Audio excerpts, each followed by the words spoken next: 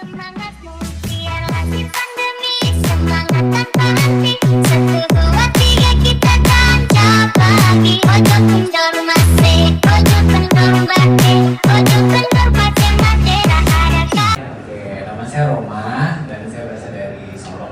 Ingin saya tanyakan tadi kan Ibu Bunda kan membahas tentang SDGs. SDGs kan Sustainable Development Goals, yang sebelumnya MDGs yaitu Millennium Development Goals, berarti kan udah lewat masanya. Berarti ini pembangunan berkelanjutan, di mana di pembangunan tersebut bahwa itu program strategis nasional, bukan cuma satu dinas kesehatan aja. Nah, tadi Ibu juga menyinggung perkara stigma. Nah, kita selalu terbentuk masalah stigma sih, selalu pertanyaan seperti itu. Nah, selalu mungkin gesekan di masyarakat timur ataupun di Sumatera Barat yang mungkin ya ada bukannya Sarah, ada dosen di Sarah seperti itu pula. Lalu apa payung hukum dari SDGs tadi untuk menepis stigma, menjamin tidak adanya stigma dan melindungi dari para mendapatkan stigma. Jadi mungkin teorinya dapat, tapi di lapangan seperti apa? Terima kasih. Jadi gini, kalau payung hukum semuanya tadi udah kita bayangkan, kebijakan itu sudah sangat banyak. Salah satunya adalah payung hukum dulu teman-teman yang harus kita sampaikan itu adalah dulu penanggulangan HIV ini ada di Kementerian Dalam Negeri, ya. KPA kita itu punya di dalam di Kementerian Dalam Negeri, sehingga bagaimana nanti mensinkronkan dengan dengan sektor lain. Ya, kemudian dengan kesehatan. Tapi seiring perkembangannya itu, regulasi itu keluar, sehingga bagaimana nanti supaya teman-teman yang lembaga swadaya masyarakat itu bisa juga, karena kami tahu sendiri bahwa teman-teman ini adalah ujung tombaknya di lapangan. Nah, kan ini. Kemudian bagaimana itu kan kita gabung sekarang di dalam 6 pilar di Kementerian Kesehatan, nanti ditambahkan oleh Mbak Ning. Sehingga memang dan satu lagi payung hukumnya itu untuk penanggulangan HIV itu sudah menjadi SPM-nya pemerintah kabupaten kota. Tadi tersentuh pertanyaan Roma, bagaimana dengan implementasi? Itu kan yang ditanya. Nah, stigma, implementasi stigma. Untuk stigma sebenarnya di dalam pencapaian di MDGs kita juga sudah ada. Bagaimana kita mencapai 3.0 untuk stigma. Stigma ini adalah bagaimana kita sampai saat ini sebenarnya stigma itu masih ada, kita tidak bisa menampik. Apakah ada di pemerintah kabupaten kota? Iya. Sebenarnya stigma itu muncul adalah ketidakpahaman mereka terhadap apa yang terjadi di situasi pada saat ini. Tadi Roma juga mengatakan bahwa negara kita, negara kita ini Sumatera Barat ini juga berlindung di adat Basandi Sarak, Sarak Basandi kita pula. Kalau mau betul-betul kita menerapkan itu kan ada.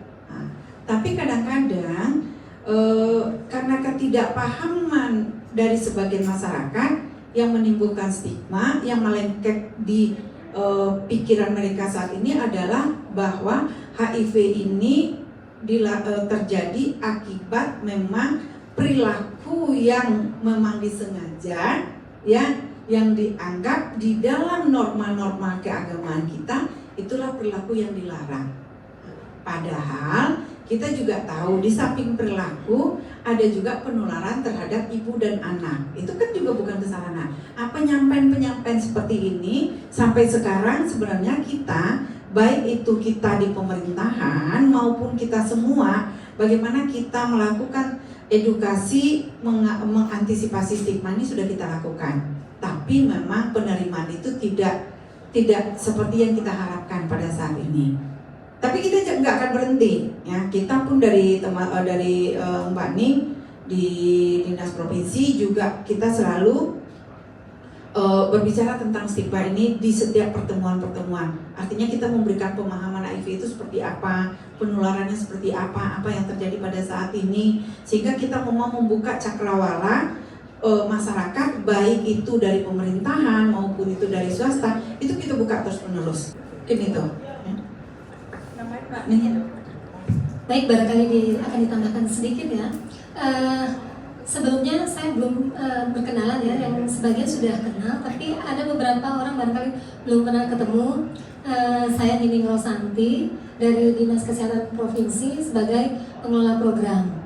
Nah, barangkali apa yang sudah disampaikan oleh Bunda tadi sudah sangat panjang lebar, sudah mencakup semuanya. Jadi seperti apa yang disampaikan Bunda bahwa regulasi kita sudah ada.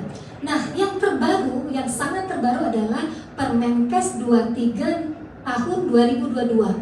Di situ sangat jelas semua bagaimana peran teman-teman semua yang penjangkau yang dari LSM, bahwa itu sudah tercantum di bab 2 pasal 5. Teman-teman sudah punya ini Permenkes nomor 23 tahun 2022. Nah, kita memang harus meniadakan diskriminasi. Jadi nanti di Permenkes nomor 23 tahun 2022 itu sangat-sangat jelas. Jadi waktu pembahasan di Kementerian Kesehatan memang sangat alot karena ada beberapa teman-teman yang pengelola program yang baru, Bunda, sangat menentang. Tapi ini memang dibahas sudah 5 tahun dengan internasional juga. Jadi teman-teman, dengan adanya Permenkes 23 nomor 23 tahun 2022 ini sangat terlindungi. Jadi untuk di lapangan, untuk menjangkau, untuk pendampingan itu sudah sangat tertera semua di situ. Semua dari Permenkes yang terdahulu itu lebih rinci lagi di Permenkes nomor 23 ini. Jadi nanti tolong dibaca. Jadi waktu itu barangkali pengelola program belum membaca. Perkenalkan Ibu, saya Tiara dari mahasiswa Stika Sarjana Saintika.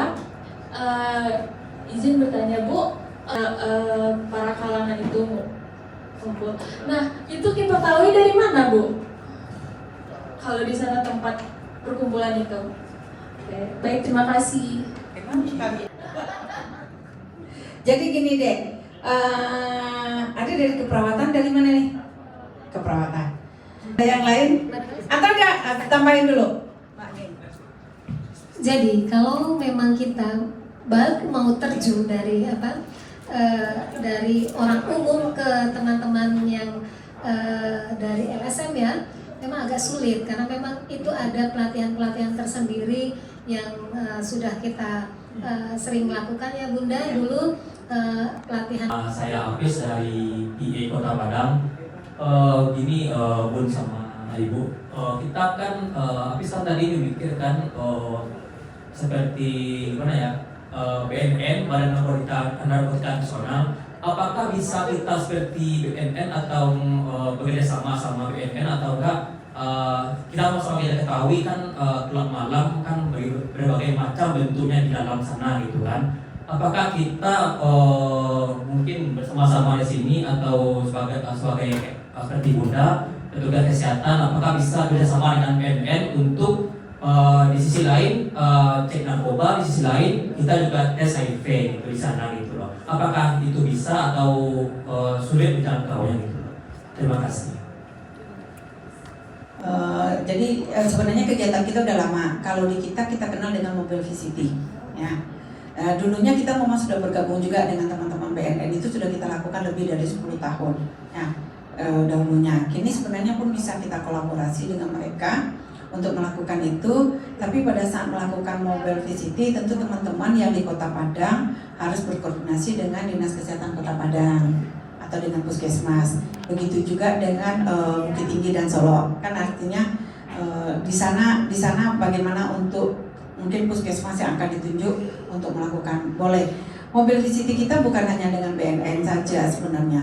Teman-teman, kalau memang kita bisa tempati titik-titik hotspot yang kita kenal itu bisa kita melakukan kerjasama dan mereka mau kita ajak untuk mobil VCT, no problem, bisa. Yang penting koordinasi dulu di mana kita harus melakukan. Banyak hal sebenarnya, bukan itu saja. Untuk tes. Apalagi sekarang kan kita udah buka tes baik malam, dan kemudian ada juga saya rasa Solo RSU Solo itu mereka kan bisa menerima sampai malam kan sampel kita. Jadi sudah ada. Jadi silakan aja nanti teman-teman berkoordinasi dengan pusat layanan mana yang bisa menerima sampel malam dan bagaimana kita untuk melakukan mobil VCT. Itu sudah kita laksanakan. Tinggal lakukan. Yang menentukan, jangan Kita menunggu dari pemerintah, maksudnya dari dinas saja, bukan hanya menunggu. Yang terpenting teman-teman proaktif. Kita mau mobil VCT di sini ada pemeriksaan untuk 20 orang. Nah, berarti kita koordinasi karena teman-teman puskesmas lah yang akan memfasilitasi untuk itu nanti. Itu ya. Pernah nggak diterjun kayak maksudnya kayak sekolah ke kampus gitu? Ya, Apakah bisa? Sudah. Bisa. Oh, berarti dalam tahun ini udah berapa kali kira-kira? Dalam tahun ini sudah 6 kali. 6 Jadi kali. kami sih yang memang masih. Oh, Jadi betul. gini, nanti di bulan ini akan ada kebetulan sekali kemarin Ibu Kepala Bidang kami bilang coba untuk satu fokus aja kita harus turun, harus ada yang kita pergi ke tapi memang bukan hanya 3 kota itu, kami memang ke Tanah Datar, ke pesisir selatan, kemarin ke Padang Panjang, ke sekolah kami memang pergi. Ogi Agazi PL dari Kota Bukit Tinggi untuk di Serunai di Rumah Sakit Ahmad Mukhtar, kelompok dampingan kita selalu bertabrakan dengan ini. Untuk mengakses viral load dulu Bu harus CD4 dulu. Tetapi dari poli kulit kelamin itu dimintakan untuk dirujuk ke Prodia karena titernya nggak ada di Rumah Sakit Ahmad Mukhtar. Tetapi setelah Ogi cek ternyata titernya ada di Puskesmas Resima Ahmad. Tapi Ogi minta bantu untuk dicekkan karena kelompok dampingan kita nggak ada duit Ibu 420 untuk cek titer sifilis di Prodia. Jadi Yogi minta dibantukan ke Puskesmas Resima Ahmad. Kelompok dampingan kita ini intervensi perubahan perilakunya belum maksimal. Jadi mungkin keluar dari Puskesmas dia nangis langsung Bu di hadapan Yogi. Jadi dia janji mungkin dari apa implikasi yang paling relevan dengan penggunaan ya itu aja dulu Bu. Implikasi yang paling relevan Bu dengan penggunaan alat screening HIV mandiri ya itu aja dulu. Yang pemeriksaan yang mandiri itu sebenarnya kan itu adalah deteksi awal. Deteksi awal yang kita lakukan kalau memang teman-teman itu merasa beresiko, kemudian kadang-kadang memang dia tidak punya waktu untuk datang ke layanan, kita lakukan dulu dengan pemeriksaan mandiri. Kalau memang kita temui dia dengan reaktif, itu bukan penegakan diagnosis ya, bukan untuk menegakkan diagnosis, tapi itu adalah deteksi awal. Nah, baru nanti kita rongga mulut, gitu, Pak. Ya.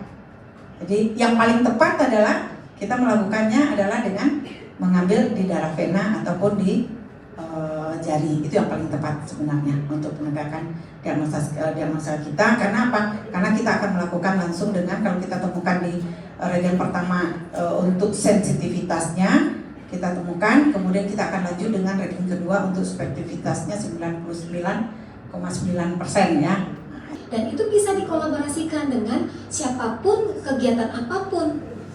Nah, jadi sampaikan ke teman-teman di layanan, bisa nggak mobile VCT di sini? Nah, sesuaikan jadwalnya dengan jadwal yang ada di puskesmas, karena memang ada dananya untuk mobile VCT. Iya, untuk area intervensi yang ada di kabupaten kota. Berarti kita tuh harus melaporkan dulu ya. Ya, boleh.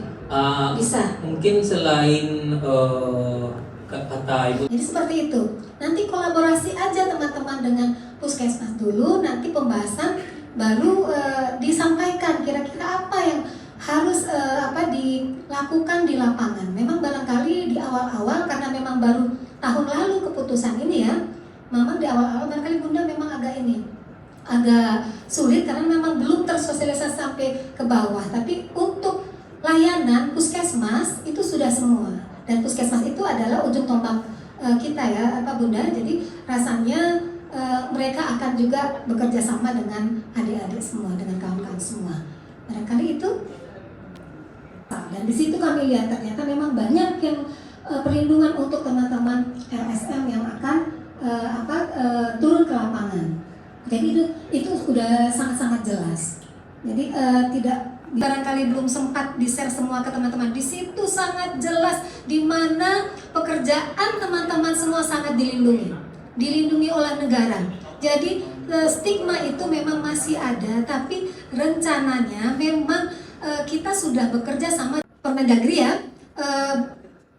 Kementerian Sosial, Dinas Sosial, kemudian dari lintas sektoral lainnya, dan itu akan sampai ke bawah karena di dana desa pun ada dana yang memang akan bisa kita lakukan penjangkauan.